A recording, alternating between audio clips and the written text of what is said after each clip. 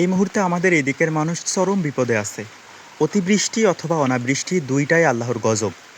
এই যে কোথাও কোথাও তো পানিতে একদম ধান তলিয়ে গেছে, তাদের তো কিচ্ছু নাই।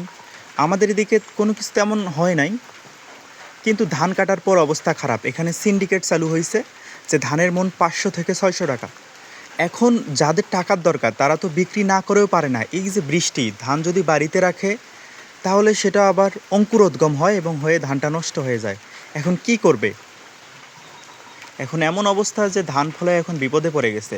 আমাদের কৃষকদের উচিত যে যতটুকু তার খাবার প্রয়োজন ততটুকু ফলন ফলানো, আর বাকিটুকু অন্য অন্য ফলন চাষ করা।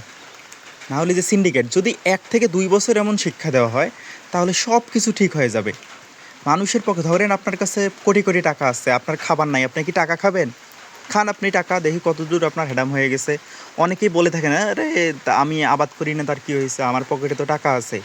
আসলে ওই যে এই সব কথা বলে, ওই যে শহরের কিছু বলদ মার্কা, এরা আসলে কিচ্ছু বোঝে না।